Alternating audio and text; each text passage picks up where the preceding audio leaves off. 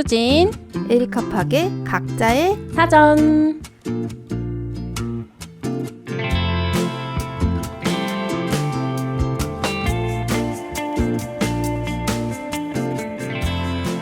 우리의 인생은 왜 당연히 어떤 부모를 만나느냐에 따라 결정되며 왜 당연히 결혼과 출산을 하나로 여기고 결혼 밖에서 태어난 사람을 어쩔 수 없이 차별하는가? 김지혜 교수님이 쓰신 가족 각본이라는 책에 소개해 나온 문장입니다. 혹시 이런 생각 해보신 적 있으신가요? 살다 보면 누구나 한 번쯤은 생각해보는 부모라는 존재, 그러면서 일상이 된 수저계급론, 흙수저, 금수저, 다이아몬드 수저에서부터 이제는 플라스틱 수저라는 말도 나옵니다. 실로 말을 꺼내기 시작하면 심란해지는데요. 그래서 우리는 단어를 분석하면서 사회의 맥락을 바라보고 최대한 객관적으로 모든 것을 인지하고자 노력합니다. 메타인지, 사회에 대한 메타인지력을 키워나가기 위해 단어에 대한 분석도 계속되어야겠죠. 각자의 사전 7회 럭키7 회차의 문을 활짝 열었습니다. 안녕하세요. 수수진입니다. 안녕하세요. 에리카 팍입니다. 네, 오늘은 김지혜 교수님의 가족 각본이라는 책에 있는 질문으로 오프닝을 열어봤습니다. 제가 굉장히 좋아하는 책 선량한 차별주의자를 쓰셨는데요. 어떤 부모를 만나느냐에 따라 삶이 결정된다는 수적 계급론 들어본 적 있으시죠, 작가님? 뭐 많이 하죠. 요즘에 그 흑백 요리사도 흑수저, 백수저라고 하고. 맞네. 네.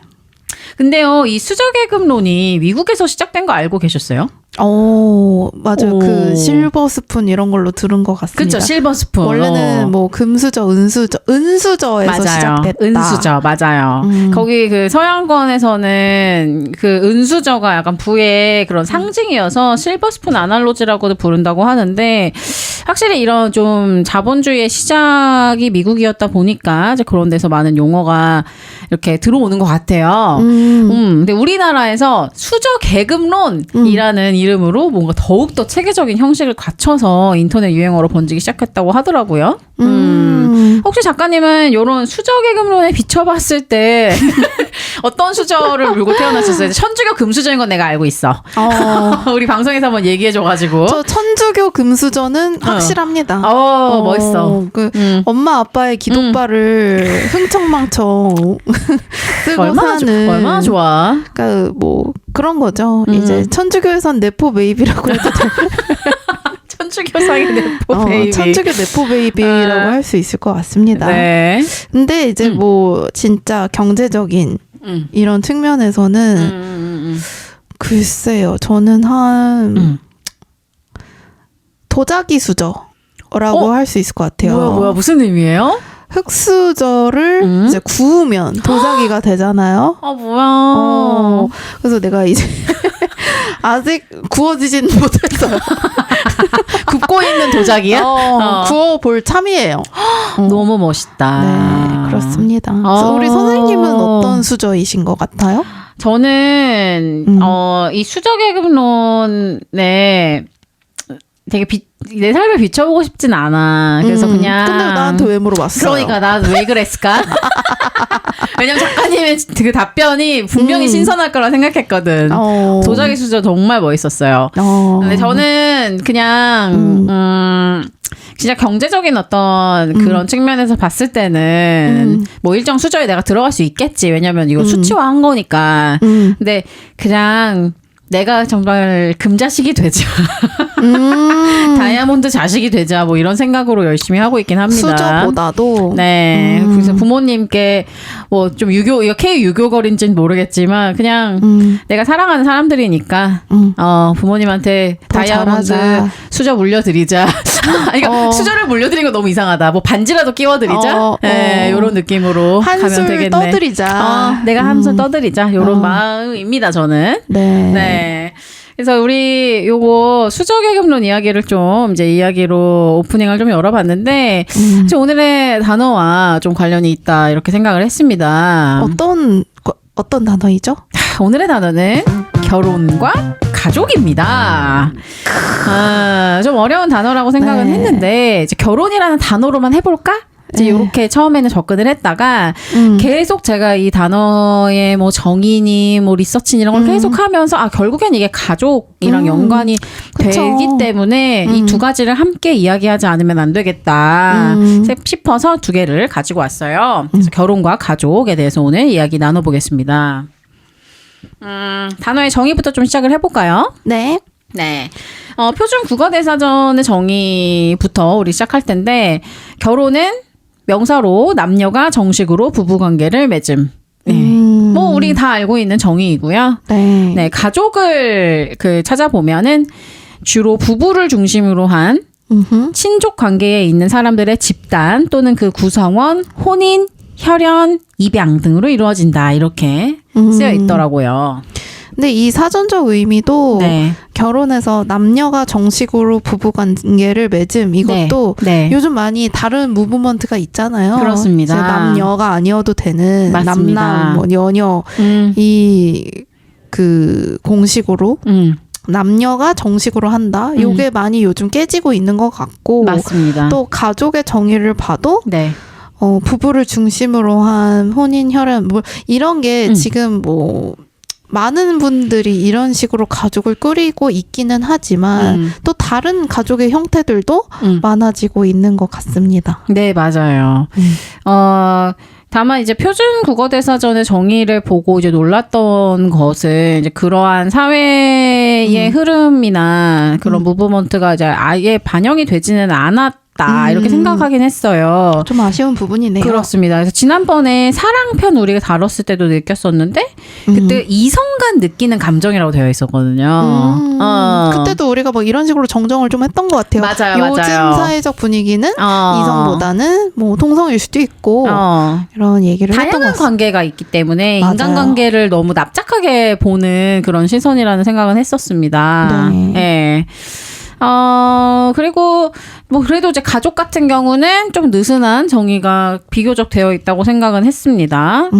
만약에 이게 반드시 부부를 중심으로 한다라고 정의가 되어 있었으면은 되게 보수적이네라고 했을 텐데 주로 그러니까 약간 열어놓은 거지. usually 되게 모두가 그런 건 아니라는 것을 사실 이 정의 자체에서 인정하고 있지 않나라는 생각을 했습니다. 맞습니다. 이제 결혼에 대해서 아무래도 좀 작가님이 우리 사랑편에서도 그렇고 어떤 관심사를 많이 표현을 좀 해주셔가지고 네. 결혼 확실히 제 요즘의 관심사인 것 같기는 해요. 네. 그래서 우리가 네. 결혼이라는 주제를 네. 얘기하게 된 것도 네네네. 제가 요즘 뭐 당장 제가 결혼할 건 아니고요, 여러분. 제가 당장 그냥 관심을 가질 수 있잖아. 왜냐면 저는 이 아이디어에서 출발했어요. 그이랑 같이 살고 싶은데 저희 집안이 제가 말했잖아요. 보수적이야. 보수적이야. 천주교 네포베이비로서 그냥 동거만 시킬 수는 없는 거지. 그래서 제가 어떤 가치를 갖고 있느냐와는 또 별개의 문제로 저희 가족도 저의 일부이지 않겠습니까? 그럼요. 너무 중요하죠. 그래서 또 무시할 수 없는 의견들이고 그럼요. 그래서 그이랑 같이 살게 되려면 결혼을 해야 될 텐데 그럼 결혼은 도대체 어떻게들 하시는 거지? 해서 진짜 그거에 이제 관심이 가다 보니까 솔직히 제가 우리 그이를 만나기 이전에는 네. 요즘사 유튜브에 제가 결혼식 불참하는 사람으로 그렇게 패널로 나온 적도 있을 정도로 정말요? 결혼식을 엔간하면 안 가려고 하거든요. 잠깐만. 왜? 왜냐하면 결혼식이 우리나라 결혼식이 되게 좀 어떻게 보면 경제적인데 어떻게 보면 되게 정이 없는 게 그냥 거기 가서 입장하고 뭐 밥 먹고 그리고 뭐 사진 찍고 이 형식이 있잖아요. 네. 근데 저는 이게 좀 마음에 들지 않았고 그쵸. 좀 찍어낸데 네. 좀 재미가 없지. 지루하긴 해. 재미가 없어요. 그래서 노잼이야, 노잼. 그리고 큰 이유가 주말 아침에 한다는 거? 저는 그 지점이 제일 견디기 힘든 부분이었습니다. 10시, 11시 이때 하나 요새? 11시 이때 하기도 하고. 근데 막 저는 저녁 결혼식도 갔다 오긴 했어.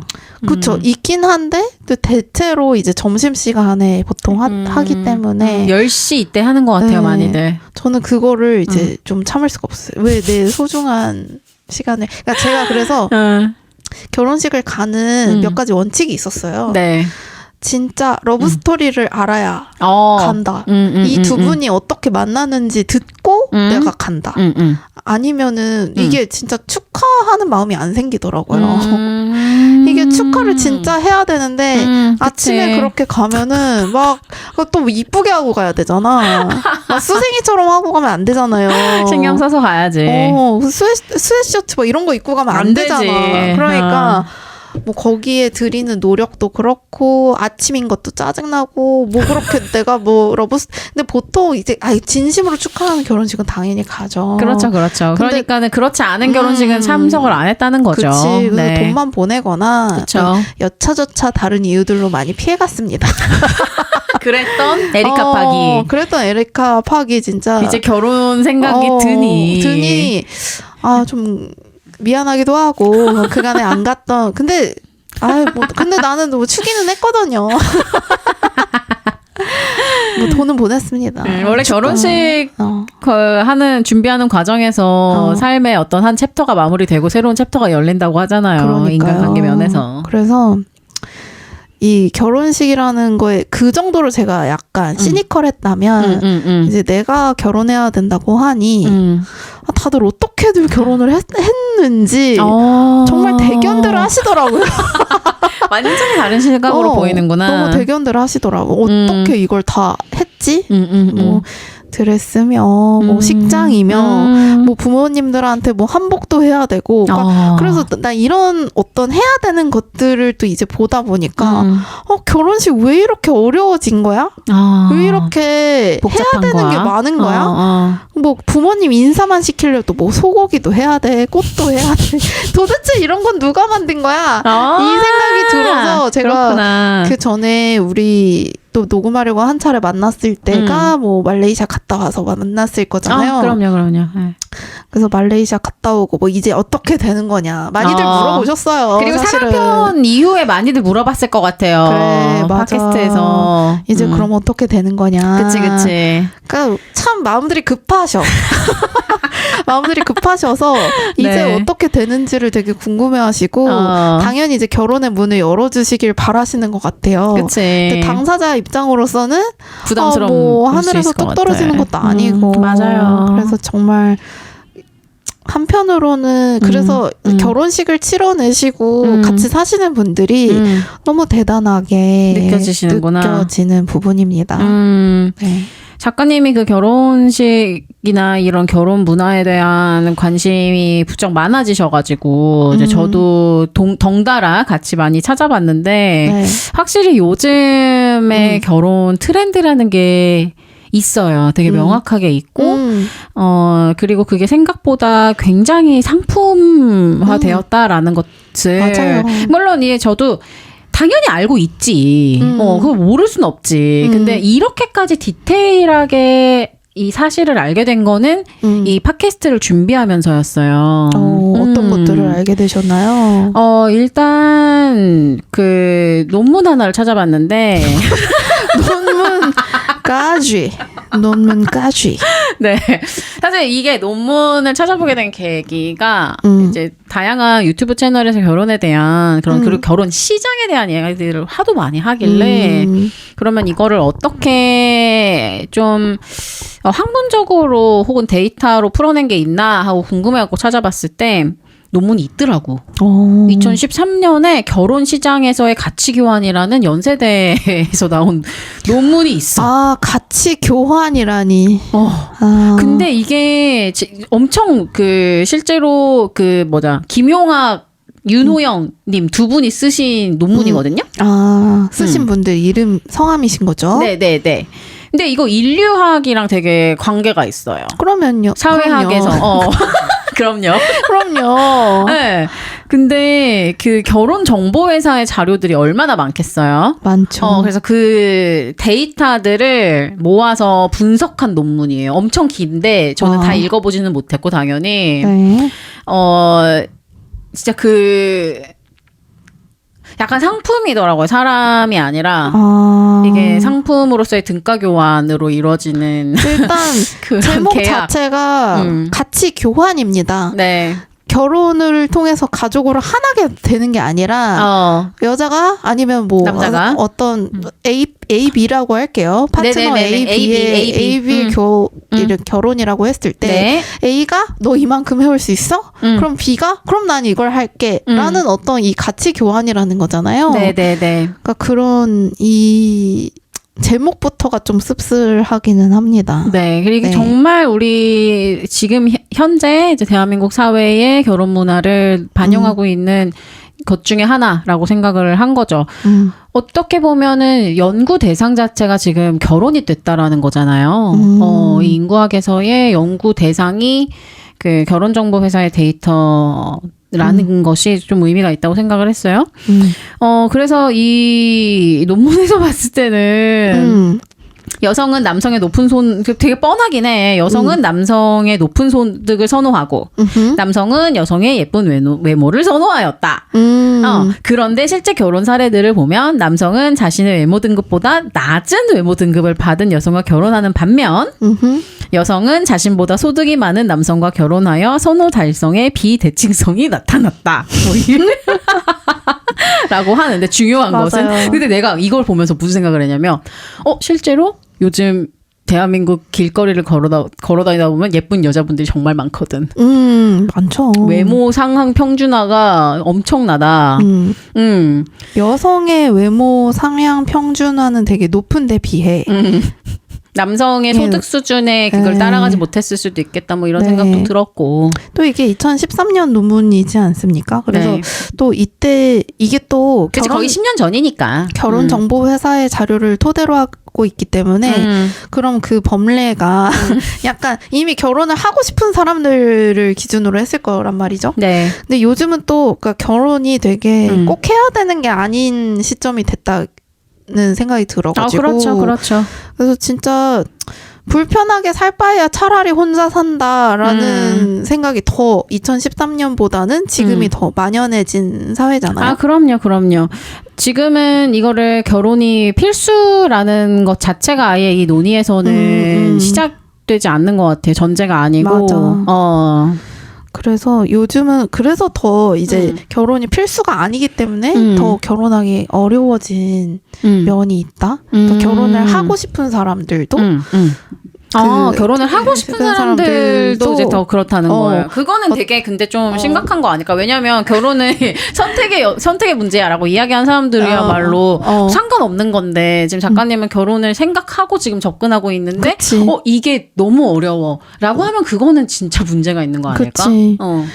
그러니까 그런 논의들도 되게 많더라고요. 저도 이제 이 결혼에 대한 걸 찾아보면서 수수진 선생님한테 보내드렸던 어떤 유튜브 자료들은 여자들은 이런 기준으로 남자들을 원하고 뭐 대기업을 다녀야 되고 뭐 차가 있어야 되고 뭐 어느 정도의 뭐 3억 이상의 소득 수준을 갖추고 있어야 되고 근데 반대로 남성들도 여성한테 이 정도 원하는 뭐 안정적인 직업을 갖고 있어야 되고 이제 기본적으로 맞벌이로 가고 뭐 그런 상황에서 보면은 그러니까 서로에게 원하는 어떤 것들이 있기 때문에 그 기준치에 도달하지 않으면 결혼을 그냥 안 하고 산다. 그냥 안 하고 미혼으로 산다.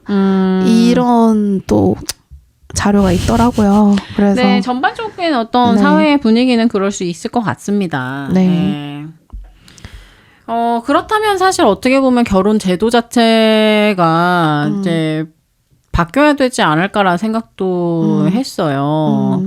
결혼 제도가 지금 현대 사회에 맞지 않은 제도는 아닐까라는 그런 질문이 이미 서구권 사회에서 너무 많이 나오고 있고 그리고 이거는 들어보셨을 것 같은데 이제 프랑스에서는 시민연대 계약 그러니까 결혼이라는 제도 대신에 이제 시민연대 계약이라고 해서 팍스라고 부르는데 그러니까 그냥 두 사람이 A와 B 두 사람이 만나서 가족이라는 형태. 근데 이게 꼭 결혼은 아닌 거예요. 네. 그래서 우리는 이걸 지금 연대를 하고 있고 이 안에서 아이를 낳기도 하고 뭐 그렇게 그냥 살아가는 거예요. 그래서 뭐 또 이 연대가 깨어질 수 있고 그래서 이게 반드시 결혼과 이제 이혼이라는 개념으로 가져가지 않는 거죠. 그러니까 재산도 각자가 가지고 있으나 이것을 우리는 잠시 이제 연대하는 개념으로 그렇게 이해를 하는 거죠. 그러니까 지금 만약에 결혼이 되게 필수 조건이고 가족을 이루는데 이게 중요하다라고 생각하면은 그 개념으로 접근했을 때는 되게 이상한 시스템으로 보일 수 있겠지만 이게 결혼이라는 제도가 당연하지 않다라고 생각하고 이걸 바라봤을 때는 이렇게 사는 거지 이게 당연할 수도 있는 거예요. 그러니까 결합이지 결혼이 아닌 거네요. 그렇죠, 그렇죠. 이 박스라는 것은. 그렇습니다. 그러다 보니까 서로에 대한 기대가 사실 이렇게까지 경제적으로 많이 얽히지는 않을 것 같아요. 근데 지금은 결혼을 해버리면은 이 재산 문제가 사실 가장 큰 이슈이다 보니까 이게 이혼했을 때도 그 비용이 너무 든단 말이죠. 그러니까 이런 모든 리스크들을 피하기 위해서 사실은 그런 기준들을 만들어 놓는 거니까. 같이 잠시 이렇게 함께 정말 연대하며 살았다가 또 헤어질 수도 있는 거고 이런 그냥 하숙집 여기에 같이 살다가 그렇게 되면 꼭 진짜 아파트가 있어야 돼? 아니라는 거예요. 근데 지금 아까 저기 박 작가님이 보내주신 영상에서 제가 기억이 나는 거는 되게 신혼부부들이 아파트에서 시작을 해야 된다는 거야. 왜 꼭 아파트여야 할까? 나는 거기는 모르겠어요. 뭐 우리 지금 이거 들으시는 분들은 어느 정도 이걸 공감하실지 모르겠는데 이제 저는 전혀 공감이 안 됐다는. 근데 저는 또 결혼을 해서 이제 애들을 이미 장성한 애들을 키우는 언니들이 있다 보니까 그쵸. 언니들이 이제 이 집이 애들이 있으면 집이 커질 수밖에 없잖아요.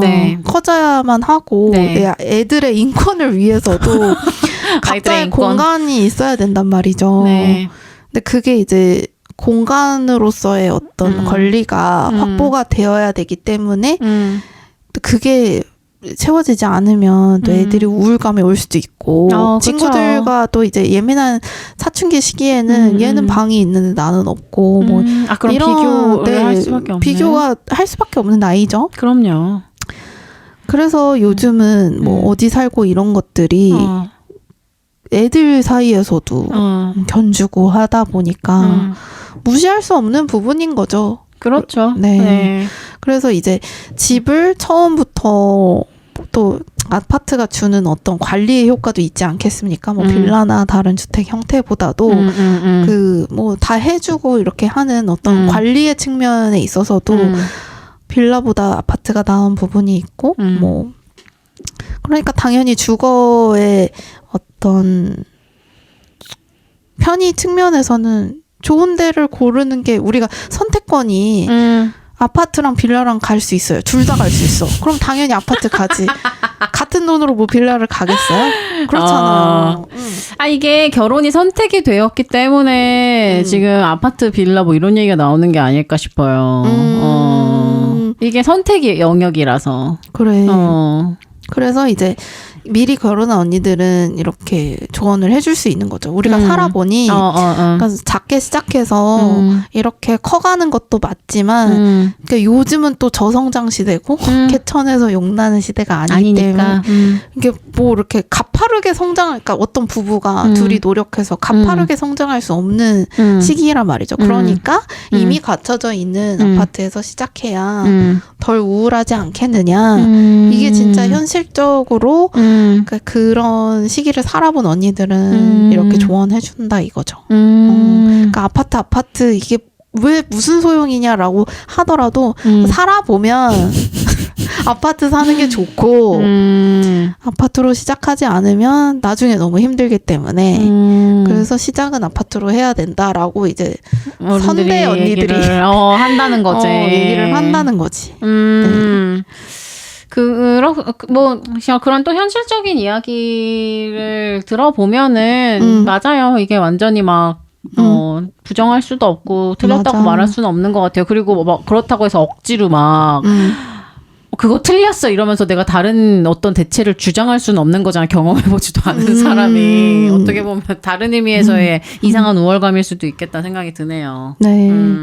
그래서 이게 또 그냥 정말 이데아로서 네. 이런 방향이 좋다 이것과 그 현실을 정말 그런 현실을 겪어본 분들의 의견은 이런 식으로 달라질 수 있다. 근데 문제는 이제 겪어보지도 않고 이데아를 아파트로 쫓는 이 성향은 또 문제가 될 수는 있는 것 같아요. 그러니까 처음부터 아파트 못 살 바에야 결혼 안 해. 뭐 이거는 너무 극단적이야. 그렇지. 너무 극단적인 건데 할 수 있으면 좋지 이건 거예요. 그냥 뭐 그런 거 아니겠습니까? 뭐 그렇죠. 샤넬 가방 있으면 좋지. 누가 주시면 좋지. 이런 거예요. 근데 그게 뭐 꼭 필요한 건 아니잖아요. 맞아요. 누가 주시면 좋지. 근데 내가 갖기에는 너무 어렵다 요즘. 맞아요. 전 이게 좀 현실이라고 생각하는 주의입니다. 그러면 작가님이 이제 꿈꾸는 결혼의 어떤 이상향이 있을까요? 지금 꼭 지금 만나고 계신 분을 지금 생각하지 않더라도 그냥 본인이 생각하는 이상향이 있을 수는 있잖아요. 제가 저는 원래 결혼 생각이 전혀 없었고, 그 일을 빼고 결혼을 생각할 수 없는 게 그 일을 만났기 때문에 결혼을 생각하는 거기 때문에. 멋있어. 그래, 전제 자체가 다른 거야. 나는 그래서 제가 이해되지 않는 부분의 친구들은 이런 친구들이었어. 나는 몇 살에 결혼할 거야. 이게. 나는 그거를 가늠할 수 없는 게 몇 살에 사랑하는 사람을 만날 수 있을지 모르니까. 내가 알 수 없는 부분이라고 생각했고 그러니까 처음부터 나는 비혼도 아니고 뭐 미혼도 아니야. 그냥 사랑하는 사람 만나면 결혼하고 싶겠지 이런 생각이었고 완전 열린 마인드였던 그쵸. 거지. 그래서 또 그 일을 만나니까 원래 저 뭐 아기를 꼭 낳아야 된다는 생각도 없었지만 이게 이 얘기는 그냥 지금 제 생각을 얘기하는 거니까. 네, 그럼요. 네. 저는 그냥 그 일을 만나고 그 일을 닮은 애를 낳고 싶다는 생각이 드는 거예요. 너무 자연스럽고 좋은 것 같아. 그냥 어떤 뭐랄까 어떤 유인원의 한 존재로서 그래 어떤 제도와 이런 거 다 떠나서 그냥 이 떠나서. 사람을 사랑하기 때문에 내가 그런 욕구가 생긴 거야. 맞아. 그래서 그 일을 사랑하게 되니까 근데 내가 이 얘기를 하니까 그 일도 우리 관계가 더 깊어질 수 있어요. 내가 그런 그냥 너 닮은 애기 있으면 너무 좋을 것 같아. 이런 얘기를 해서 우리도 막 그런 거 물어보잖아요. 그런 앱이 있거든요. 매일매일 그 질문을 주는 앱이 있어요. 그 커플 간에 그 질문이 맨날 있어요. 그래서 그거를 무슨 앱이야? 이름이 뭐예요? 그게 someone이라는 앱인데요. someone. SUMONE someone이라는 앱인데 약간 이제 매일매일 질문이 다른 것들이 옵니다. 그러면은 뭐 가령 이런 거예요. 뭐 파트너가 언제 제일 뭐 좋아 보이나요? 뭐 이런 류의 질문들을 근데 매일 똑같은 시간에 그 질문이 와요. 다른 질문들이 매일매일 다른 질문이. 우와. 근데 상대방의 대답을 보려면 내가 대답해야 볼 수 있어요. 그런 서먼이라는 앱이 있습니다. 네. 근데 거기에 이제 이 사람을 뭐 사랑한다는 생각 언제 했냐. 그러니까 이게 우리가 연애할 때 처음부터 I love you 하고 시작하지 않잖아요. 그렇죠. 사귀다 보면 진짜 마음이 커지는 거지. 진심으로 사랑하게 되는 거고. 그래서 저희도 뭐 언제 내가 진짜 이 사람을 사랑한다. 이 사람이랑 계속 만나야겠다. 이런 생각 언제 들었냐? 뭐 이런 것들을 물어보면 그러니까 제가 그 말 했을 때 미래를 함께해도 되는 사람이겠다. 그 생각을 했다 그러더라고요. someone? someone. 오케이. 그런 앱을 하면 되게 관계가 좀 더 건강한 방향으로 갈 수 있겠다. 맞아요. 계속 이제 관계에는 콘텐츠가 계속 필요한 것 같아요. 근데 관계를 계속 유지하기 위해서. 맞아. 그래서 처음 만났을 때는 그 첫 만남의 설렘 자체가 콘텐츠인 거고. 맞아. 계속 만나고 싶고 이러는 것 자체가 콘텐츠라면 이제 만나는 시간이 오래될수록 이제 뭐 할 얘기가 많이 없거든요. 흑백 요리사 이런 게 나와주지 않는 한 콘텐츠가 많이 없어요. 그래서 그런 질문들 이게 관계를 지속하는데 아주 좋은 영향을 주죠. 그렇구나. 네. 근데 오히려 이제 결혼 때문에 이 관계가 되게 멀어지는 경우들도 있잖아요. 사실은 이런 현실이라는 벽 때문에. 맞아. 그런 게 굉장히 조심스러운 것 같아요. 그래서 저는 오히려 내가 나의 사랑과 이 관계를 유지하는 데 있어서 결혼은 늘 좀 방해물로 많이 작용을 했어요. 이 제도가. 이 결혼이라는 것이 이 정말 A, B의 결합보다도 A의 가족과 B의 가족이라는 결합이기 때문에 그렇죠. 그건 진짜 세계관의 충돌이거든요. 그럼요. 그래서 결혼과 가족인 거야. 그럼 정말 마블과 DC가 결혼할 수 없거든요. 할 수 있나? 할 수는 있지만 아주 어려운 거지. 그 결합이. 너무나도 어려운 거지. 이 세계관의 결합이 얼마나 어렵겠어요. 그리고 맞아요. 저희는 제가 계속 그 천주교 금수저를 이야기하는 것도 이 종교의 문제도 참 큰 문제입니다. 그럼요. 네, 그래서 우리 집에서는 제 개인적인 이야기긴 하지만 뭐 많은 분들이 공감하시리라 생각해요. 저는 천주교이기 때문에 저희 부모님들은 당연히 그이도 세례를 받기를 원하신단 말이죠. 근데 그게 저한테는 사실 꼭 필요한 일은 아닙니다. 근데 우리 가족이 원하는 일이고. 그래, 가족의 결합이기 때문에 무시할 수가 없어. 그래, 가족의 결합이기 때문에 무시할 수 없는 부분인 거죠. 그래서 그런 것들 때문에 결혼이 참 어렵게 느껴지는, 장벽으로 느껴지는 그런 나날입니다. 근데 이게 지금은 과정이라서 더 어렵게 느껴질 수 있지만 이걸 한 단계 딱 하고 나면은 오히려 좀 쉬워지지 않을까라는 생각도 들어요. 저는 그냥 겁이 많아서 그거를 못 하고 있는 것 같고, 그리고 좀 더 이렇게 저는 결혼이라는 제도보다는 오히려 좀 프랑스에서 말하는 그런 좀 연대 제도가 되게 매력적으로 느껴져요, 저에게는. 왜냐하면 이 결혼을 하는 순간에 내가 책임져야 하는 것들이 이 사람의 삶의 몫이 이제 있으면 되는데 사실 그거 이상이잖아요. 아까 말씀해주신 것처럼 가족으로 이게 엄청나게 확장이 되는데 사실 그런 책임감을 한 사람에게 지우기는 맞아요. 이게 제도적으로 좀 문제가 있다 이런 생각이 들어요. 가장 큰 문제라고 생각되는 건 어떤 포인트세요? 일단은 나이가 들어가는 부모님의 양쪽을 어쨌든 다 책임져야 되는 것이 일단 이 부부에게 할당되는 몫인 것 같은데 동시에 아이를 낳으려면은 이제 그 아이들의 삶까지도 책임을 져야 되는 거잖아요.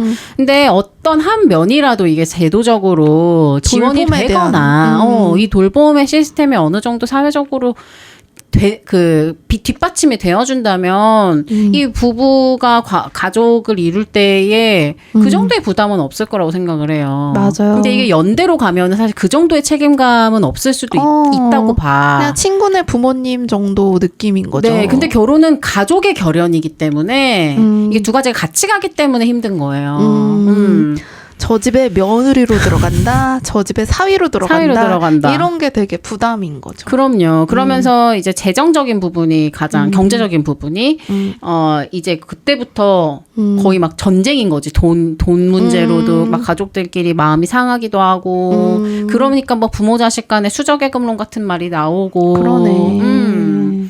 그래서 저는 좀 이런 좀 제도가 우리나라도 많이 진보적으로 나아갈 수 있으면 오히려 훨씬 더 건강한 사회를 꿈꿀 수 있지 않을까라는 생각이 들고 또 우리나라에서 지금 뭐 대통령도 말하잖아요. 지금 애기들 너무 이제 안 낳는다. 우리가 막 한국 인구가 대한민국 인구가 없어질 수도 있다. 막 이런 말들 많이 하는데 사실 결혼 제도 밖에서 태어난 아이들이 얼마나 많은데요. 그래서 결혼 제도를 느슨하게 만들면 사실 인구 문제는 너무나도 쉽게 해결할 수 있다고 봐요. 근데 우리는 제도 밖에서 태어난 아이들에 대해서 아마 생각해 본 사람이 많이 없을 거라고 저는 또 왜냐하면 쟤도 밖에서 결혼하고 애기 낳아야지 거기 밖에서 태어난 애들 뭐야? 이렇게 생각하는 사람들이 굉장히 많을걸요? 맞아요. 그래서 이 호칭, 우리나라가 특히나 이게 호칭이 되게 막 정해져 있잖아요. 그렇죠. 가족관계에 대한 가족관계에 호칭, 고모, 이모, 삼촌. 네. 네. 그게 되게 막 명확하기 때문에 그 혼외 자식에 대한 호칭이 없는 거죠. 그렇죠. 그러니까 이게 네이밍이 되지 않으면 이런 문제가 있는 겁니다. 근데 그것도 다 아들이고 딸이고. 그럼요. 근데 또 그래서 저 그런 광고를 본 적이 있는 것 같아요. 길거리에서 그 출생신고 의무한다는 그런 광고를 본 것 같은데. 그래요? 그니까 2024년인데 아직도 출생신고가 되지 않은 아이들이 있다는 거지. 아이들이 있다는 거죠. 그래서 아까 선생님이 말씀하신 측면에서 물론 그런 아이들이 있는데 이게 신고가 되지 않았기 때문에 뭐 이게 신고를 왜 안 했겠냐고. 그 그러니까. 가족이라는 제도 밖에서, 결혼이라는 제도 밖에서 태어났다는 거잖아. 그러니까. 근데 저는 이럴 때는 좀 이런 선진국의 예시들을 많이 보게 되는 것 같은데 다 겪은 거라고 생각을 해요. 그렇기 때문에 프랑스에서 이런 제도가 나온 것이고, 그렇기 때문에 제도 밖에서 태어난 아이들에 대한 어떤 사회적인 보장도 충분히 되면서 그게 더 이상은 이상해지지 않는. 네, 그래서 모두가 좀 시민으로서, 그래서 시민연대라는 게 생기는 거니까 사실 시민이 된다라는 것은 반드시 어떤 제도를 통해서 나와야 되는 건 아니거든요. 이게 참 프레이밍이 중요한 것 같기는 해요. 그러니까 프레임 되지 않은 아이들이 있고 뭐 그런 관계들이 있기 때문에 프레임화 되지 않은 사람들은 마치 이제 주변인인 것처럼. 그렇죠. 정상이 아닌 것처럼. 정상이 아닌 것처럼 비춰져서 그래서 이제 제도가 너무 공고한 것이, 그러니까 너무 한 축으로만 기울어져 있는 것이 좁은 폭으로 이제 네이밍화 되어 있던 게 가족의 개념이라면은 이 가족의 개념을 확장해야 된다라는 게 이제 전체적인 선생님의 의견이신 것 같아요. 네, 맞아요. 그리고 사실 또 뭐 제가 이렇게 얘기하는 것에 비슷한 맥락으로 다양한 가족의 형태를 보여주는 버라이어티도 많아지고 있어서 그러니까 이게 동시에 저는 지금 진행되고 있는 것 같아요. 그래서 예능 프로그램들을 보면은 뭐 커플 팰리스 혹시 들어보셨는지 모르겠는데 이게 완전 스펙으로 사람들이 결혼하는 그런 프로그램이거든요. 이제 그런 게 있는가 하면 이제 동시에 뭐 조립식 가족이라고 하는 프로그램이었나요? 그러니까 요런 또 새로운 형태의 그런 가족을 보여주는 그런 예능 프로그램도 있어요. 그래서 계속 그런 새로운 모습을 많이 보여줘야 되는 것 같아요. 커플 맞습니다. 팰리스라는 프로그램 제가 보지는 않았지만 듣기만 해도 너무 기빨리지 않아? 듣기만 해도 조금 뭐랄까, 스트레스 받는 기분이 들어요. 네, 그 맞습니다. 프로그램의 어떤 개요 자체가. 그러니까 물론 그런 걸 통해서 다른 메시지를 주려고 하실 수도 있겠으나. 그럼 그쵸. 뭐 어떤 의도인지는 모르겠으나. 네. 어쨌든 그게 이제 현 사회를 반영하는 거다 보니까. 근데 저는 좀 더 아까 말해주신 그런 대안적인 대안이라고 하긴 좀 그렇지만 어쨌든. 이 주변인으로 보였던 그런 것들이 근데 이게 노출의 문제인 것 같아요. 근데 대안이라는 말이 전 좋은데요. 그래요? 네. 노출의 문제로 그런 사람들이 되게 많아. 아 그래? 그러면 우리도 그래도 되겠는데? 이런 흐름이 생기잖아요. 그래서 좀 그런 대안적인 좀 모습들이. 우리가 원래 알고 있던 가족의 형태와는 다른 모습들이 많이 보여지면 좋겠다. 이런 생각이 들었는데. 갑자기? 왜 우회하는 거야? 잠깐만. 들었습니다로 끝나면 안 되는 거야? 들었습니다. 근데 난 또 그이랑 결혼하고 싶은 사람으로서 내가 이런 말을 해도 되는지 모르겠네. 아무튼 그렇습니다. 네. 저희도 뭐 대안적인 결혼의 모습을 작가님이 약간 너무 부담 갖지 마세요. 막 되게 막 뭐랄까 어떤 대세에 거스르는 결혼을 해야 될 것 같은 그런 압박이 있나 본데 아니 맞아. 그냥 웨딩홀에서 평범하게 하세요. 괜찮습니다. 그러니까. 네네. 아니 근데 또 제가 원래 꿈꾸는 어떤 결혼식의 모습은 제가 예전에 그래, 결혼의 모습과 결혼식의 모습이 또 다를 수 또 있겠다. 다르죠.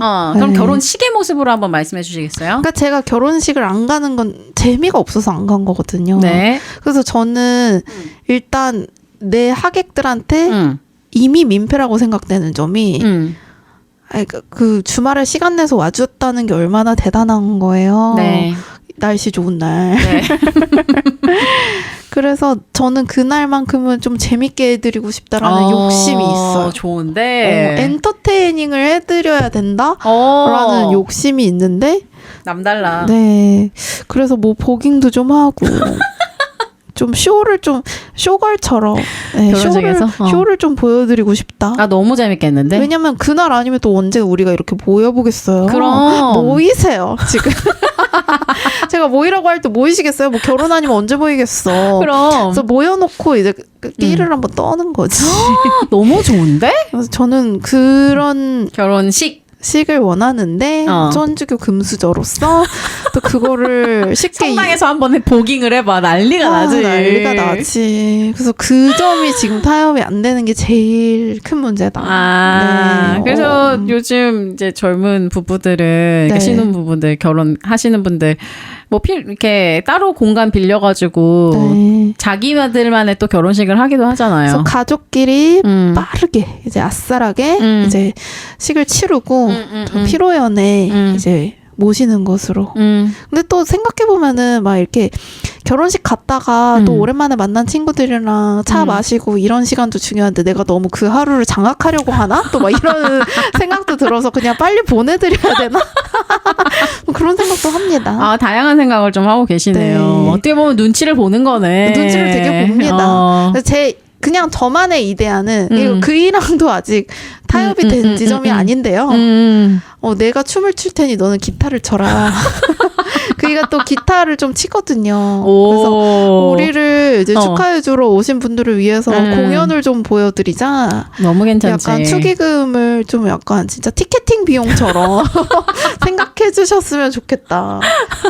왜냐면 나는 진짜 결혼식을 축하하지 않는 사람이었기 때문에. 아, 그래서 더 이런 생각이 드는 거야. 맞아, 나는 맞아. 진짜 결혼식이라는 거를 너무 허례허식이고 멋지지 않고. 그러니까 본인이 그런 생각을 계속 가졌기 때문에. 내가 그렇기 때문에 그 하루는 좀 재밌게 해드리고 싶다. 근데 요즘 또 드는 생각은 그거마저 너무 내 욕심인가? 그냥 사람들 하는 대로 해야 되는가? 그런 여러 가지 생각을 갈등이 합니다. 있으시네. 네.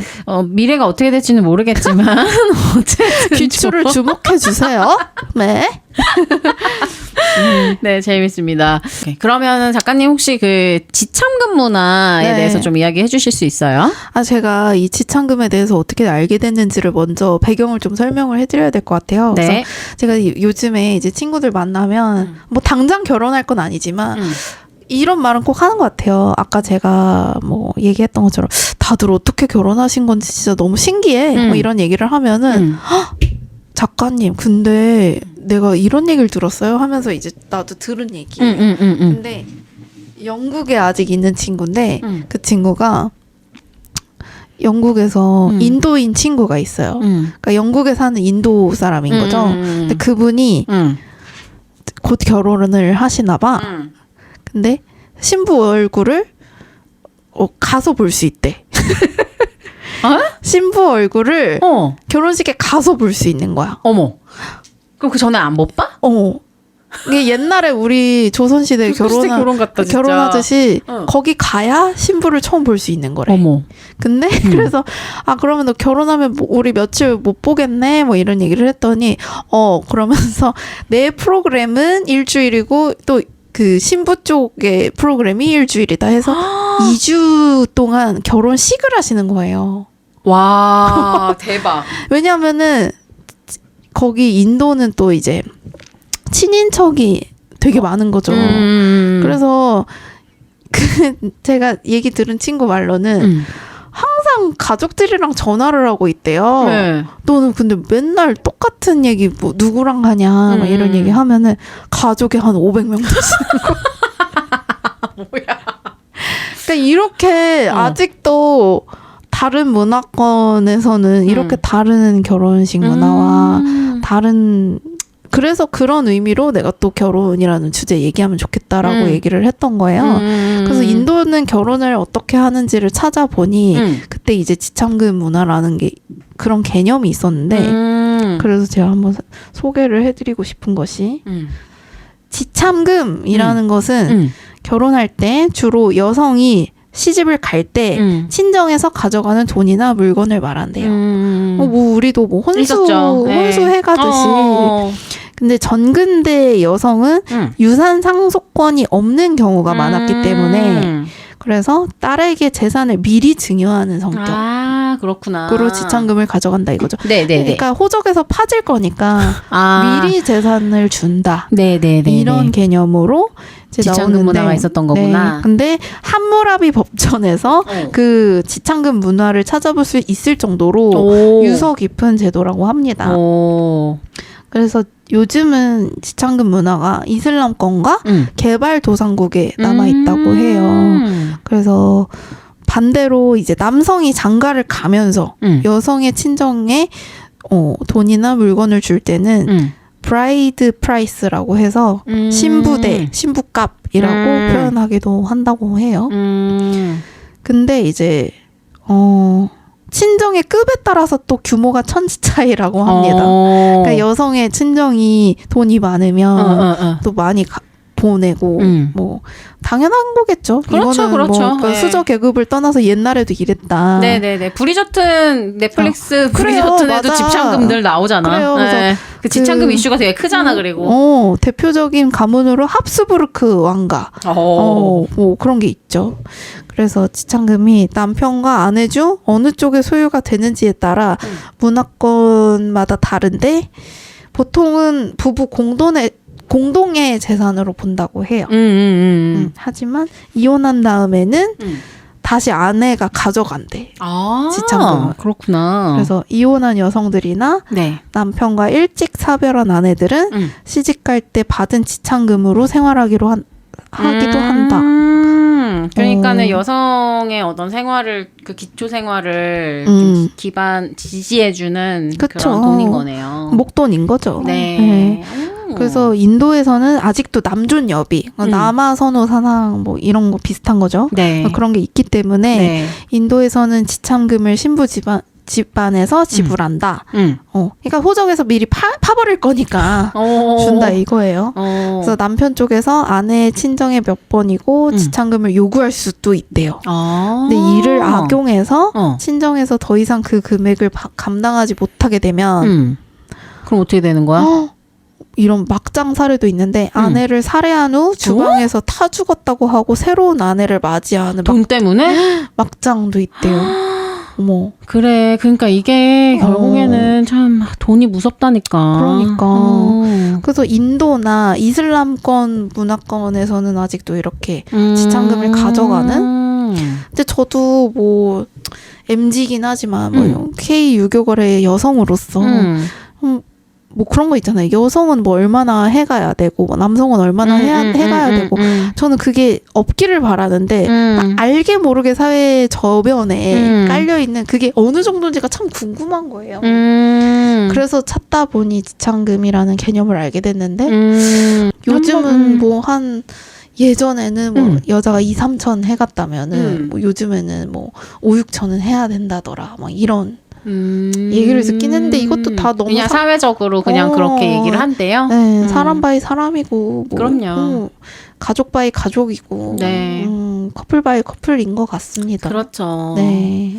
그러니까 이게 어떤 기준을 쫓아가게 되면은 결혼을 못 할 것 같고요. 그러니까 그런 것들을 보면은 결혼 못 하겠는데 그 생각이 드는데 또 결혼하신 분들한테 물어보면 일단 식장만 잡아놓으면 된다. 또 이런 얘기를 해주시기도 해요. 식장 잡으면 그 다음에는 다 된대 자동으로. 자동은 아니지만 그러니까 일의 순서가 그렇다 이거죠. 그렇구나. 진짜 쉽지 않습니다. 네. 많은 사람들의 고민일 거라고 생각합니다. 네. 그래서 여러 가지 우리가 결혼과 가족에 대해서 이야기를 나눠봤습니다. 뭐 우리 지금 들으시는 분들 뭐 다양한 어떤 환경에 계실 거라고 생각이 드는데 뭐 결혼하신 분도 계실 것이고 아닌 분도 계시고 뭐 결혼에 대한 각자의 생각이 상당히 많이 또 다를 거예요. 네, 우리가 이야기한 내용들을 토대로 또 한번 생각해 보셔도 좋지 않을까. 그리고 요즘은 아예 이 기본 전제 자체가 결혼을 반드시 해야 한다라는 전제로 이야기를 하는 것이 아니라 이걸 굉장히 객관적으로 바라보게 된 것 자체가 사실 엄청나게 사회가 바뀌었다라는 생각이 진보한 거죠. 듭니다. 네. 엄청난 진보를 지금 이루고 있다. 이게 참 속도가 굉장히 빠르다고 느껴질 정도로 좀 그렇습니다. 그러니까 막 30년 전 드라마 같은 거 막 이렇게 예뜨 이런 데서 해주잖아요. 그럼 보면은 그러니까 기본적으로 되게 그 결혼이 당연하다고 생각하고 뭐 노총각 노처녀 그냥 쉽게 말하는 건 너무 당연하고요. 맞아. 그치. 그랬지. 그러니까 그런 것만 봐도 지금 우리가 사는 시대가 되게 많이 변한 시대인 것 같기는 한 것 같아요. 네, 맞아요. 그래서 이 시대를 또 어떻게 잘 바라봐야 할지는 또 개인의 몫이 아닐까라는 생각이 듭니다. 네. 네, 그러면 이제 저희 광고 듣고 오겠습니다. 광고 주세요.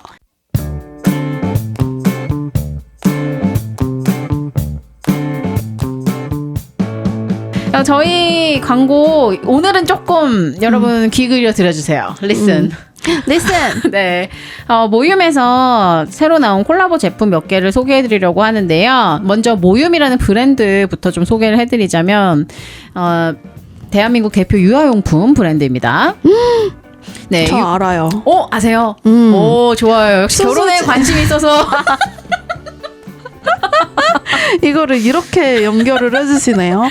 아니 수수진 선생님이 젖병에 아주 예쁜 그림 그려주신 그 브랜드 아닌가요? 네, 맞습니다. 제가 좀 오래 이 브랜드랑 계속 콜라보를 하면서 다양한 좀 제품들을 내보이고 있는데 최근에 작업한 거는 그 스마일 그림이 그려져 있는 해피모어라는 이름의 젖병이랑 또 분유통이에요. 네, 그 전에 이렇게 하트 콕콕 박혀 있는 모어러브, 그리고 동물 그림 그려져 있는 뭐 프렌즈 에디션, 그리고 고양이 그려져 있는 일러스트도 있었는데 일러스트가 들어간 제품도 있었는데 막 그 윤승아님이나 막 강재준님 같은 그런 유명 연예인분들도 굉장히 막 잘 사용해주시고 막 인스타에도 올려주시고 이래가지고 꽤 괜찮습니다. 그리고 모윰이 제가 개인적으로 느끼기에 좀 자부심이 있는 게 그 유아용품은 이제 우리나라 어머니들, 그러니까 우리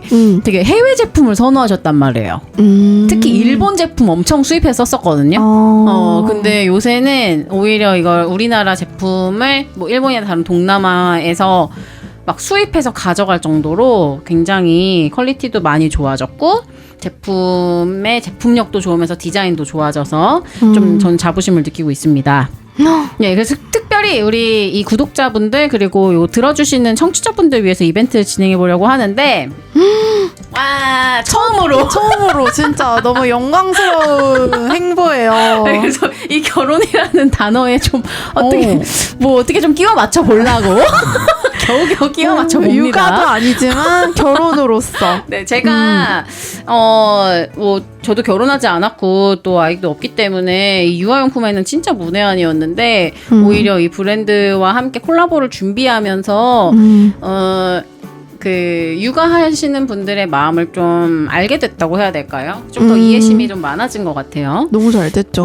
그래서 젖병 5개 선물로 보내드리려고 하는데 저희 인스타그램 디퍼런트 데피니션에 이벤트 포스트가 하나 올라올 거예요. 그래서 여기에 댓글 달아주시는 선착순 5분께 보내드릴 예정입니다. 저희 되게 댓글 같은 게 좀 조용해가지고 달면 바로 받을 수 있어. 좀 남겨주세요. 이게 사실 애기들만 쓰는 게 아니다. 이 젖병 자체의 소재가 되게 좋아서요. 엄청 좋아요. 전 물병으로 써요. 텀블러로 쓰기에도 너무 좋아요. 저는 텀블러로 써요, 실제로. 네. 이게 뜨거운 플라스틱이랑 뜨거운 물 닿으면 그 미세 플라스틱이라든지 이런 맞아요. 이슈가 있거든요. 맞아요. 근데 이 젖병 소재 아마 트라이탄일 거예요.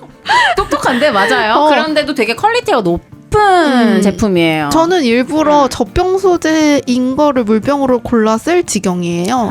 그래서 트라이탄 소재를 그래서 알고 있는데 모유미 아마 더 소재가 좋고. 맞아요. 네. 지금 드리려고 하는 제품은 유리로 되어 있어요. 그래서 더 좋은데 그 겉에는 또 실리콘으로 이렇게 쌓여져 있어가지고 깨질 염려도 없고 여러 가지로 좋은 제품입니다. 그래서 5분 댓글 남겨주시는 5분께 선착순으로 보내드리도록 할게요. 그래서 진짜. 혹시 뭐 친구분들 중에서 지금 뭐 임신하셨거나 아니면 육아하고 계신 분들께 선물 드려도 되고 너무 좋죠. 혹은 지금 육아를 하시면서 듣고 계신 분이라면 빠르게 댓글 남겨주시면 좋을 것 같습니다. 아니면 나를 육아하고 있다. 이런 분들도 물리세요. 나한테 기발해. 물리세요. 무세요. 지금 기회를 물어버려. 젖병을 물어버려. 진짜 좋습니다. 좋은 물병이거든요. 네, 맞아요. 네, 그래서 이렇게 저희 광고를 하고요. 작가님 좀 알려주실 좀 소식이나 내용 있으실까요? 제가 저번 회차에 우리가 그 퀸의 마인드 하면서 광고할 거가 분명히 있었는데 내가 뭘 얘기를 안 했지 이랬던 게 있어요. 지금이라도 좀 말씀해 네. 주세요. 이게 나가는 시점이랑 좀 멀어지긴 했지만 10월 23일에 개봉한 공작새라는 영화가 있습니다. 공작새. 네. 이게 저번에 우리가 퀸의 마인드 얘기하면서 되게 뭔가 젠더리스한 그런 아티스트 얘기를 하면서 제가 이 얘기 꼭 해야겠다 했거든요. 네. 근데 공작새라는 영화 자체가 네. 이제 트랜스젠더 수술을 하고 싶은 어떤 댄서의 이야기를 담고 있어요. 그 영화 우리나라 자체가 영화예요? 우리나라 영화입니다. 오. 근데 그 제가 너무 좋아하는 댄서분이 나오세요. 실제로 혜준이라는 네. 댄서분이 주인공으로 나오시는데 네. 제가 그 영화에 출연을 잠깐 했어요. 뭐야? 데뷔? 근데 이제 뭐 그냥 약간 막 그 호응하는 다수 중에 한 명으로. 그래서 약간 이거 광고가 아니라 에리카를 찾아라. 원리를 찾아라처럼.